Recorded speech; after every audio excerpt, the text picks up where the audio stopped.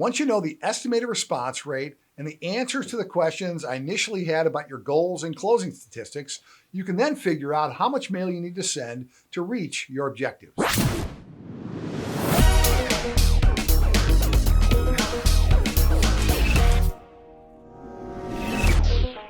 Hey, this is Jeff Charlton with REIPrintMail. In the real estate investment world, direct mail is a very effective method of generating leads to find properties to buy, but it's also very complicated. In this video, I want to talk about some of the things you need to think about when you're putting together a direct mail campaign. Before you spend any money on any kind of marketing, you need to think about the following information. How many deals do you want to close per month? How much profit do you make per deal? How many leads do you close per deal? How much of your profit are you willing to spend to get one deal? These key data points, along with some other data points specifically regarding mail, can be used to back into a mailing plan that will help you to reach those objectives. Now, let's talk about all the factors you need to consider when planning a mailing campaign. Starting out, you need to think about response rates you can expect in your area from a direct mail campaign. Now, response rates are affected dramatically by the type of list you use and also the type of mailer you send. It's also affected by the competition in your area.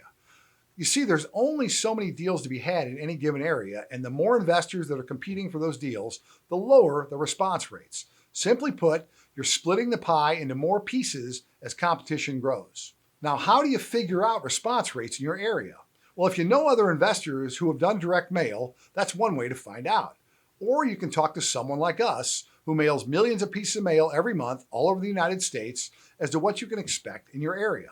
Once you know the estimated response rate and the answers to the questions I initially had about your goals and closing statistics, you can then figure out how much mail you need to send to reach your objectives. Speaking of the mail, there's a lot of variables that you need to think about. What does your ideal prospect look like? What type of lists are likely to point to your ideal prospect? How often do you want to touch those prospects? Once every 2 weeks, once a month, or once every 6 months? How often do you want to mail? Weekly, bi-weekly, or monthly? What kind of mailer are you going to use? Do you want postcards, letters, or self-mailers? Do you want handwritten mailers or professional mailers? Do you want it to look like a personal letter or something official? Do you want to use your logo? What return address do you want to use? Do you plan to do anything with return mail when it comes back? If so, how are you going to handle return mail? Do you want to skip trace it or use it to clean the list for future mailings? In either case, who's going to enter the data into a computer system as a return mail comes in? If you decide to hit your prospect 6 times, are you going to use the same mailer 6 times, or are you going to change the mailer each time? Or maybe a combination of both. Are you going to make offers in the mail? Would you rather have it be more of a generic type of mailer? If you're making offers, how are you going to decide on which market value to use for your offers? Does your list provider provide you the values? Are those values accurate? How do you know if they're accurate? If they're not accurate, what do you do then? Once you've established market value, how do you decide on the offer? Most people use a percentage of the estimated market value, but which percentage will you use? Then there's postage. What type of postage do you plan to use? Do you want stamps or postal indicias? Remember I asked you about return mail? Well, the type of postage you use affects if you get the return mail back or not. Now let's talk about the mailing list, which is a whole other can of worms. Which provider do you want to use? How much are you willing to pay per record? Would you rather pay more per record to get a better quality record and mail fewer people? Or would you rather get the records cheap and mail more? Does paying more actually get you a better record? Do you want to use AI to refine your list? If so, which AI company are you going to use and how does their algorithm work? What percentage of the list will AI disqualify, and have you considered that as compared to how many you actually want to mail? When pulling the list, what filters do you plan to use to help you dial in the list to match your ideal prospect?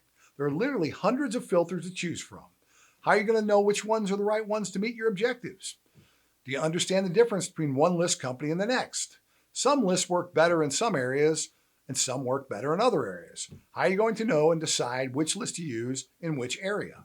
And how are you going to divide your list? What I mean by that is if you pull a list of 30,000 records and you only want to mail 10,000 at a time, how are you going to divide that up?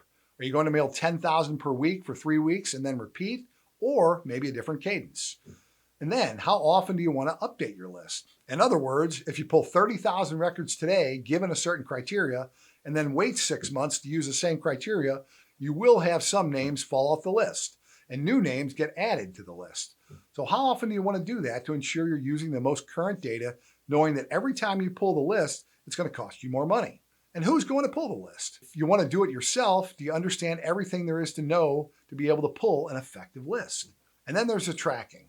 If you really want to be able to maximize results, you need to know what's working and what's not working. Well, the only way you can do that is to effectively track responses that come in. How are you going to test so you're optimizing your marketing? How are you going to track those tests and evaluate the results? Then you have to think about how you're going to handle the incoming calls. Who's going to answer the phone? Who's going to call back? If no one answers, where do the calls go? Do they go to voicemail or a recorded message, or do they get forwarded to your cell phone? Who's going to listen to the messages that are left and enter that information into your CRM or follow-up? Or do you even have a CRM? If you don't, how are you going to track those leads? And of course, who is actually going to print and mail for you? You can do this yourself for small quantities, but most people choose to hire a mail house like us. But which mail house will you choose? How are you going to decide? Are you going to buy the cheapest mailer or the best value?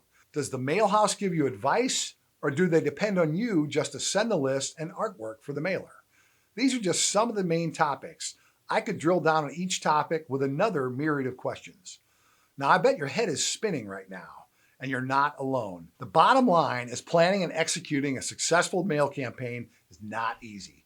There are many potential pitfalls that can destroy a campaign and cost you thousands of dollars.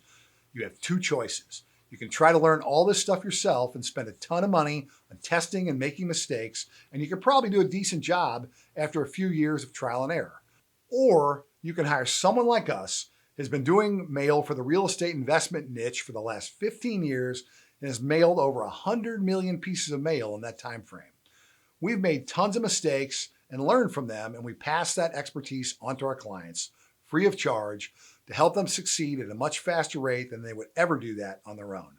And they'll tell you right up front, we are not a discount mail house.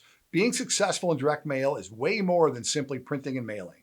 It's knowing the best practice for every one of the things I mentioned in this video, plus more, and putting those best practices into action to optimize results. That's what we do, but we don't do it for bottom of the barrel pricing. If you'd like to avoid a headache and trying to figure out all this stuff on your own, then the best thing you can do is set up a free 15-minute coaching call with one of our direct mail coaches and let us help you to plan the best mail strategy to meet your profit objectives.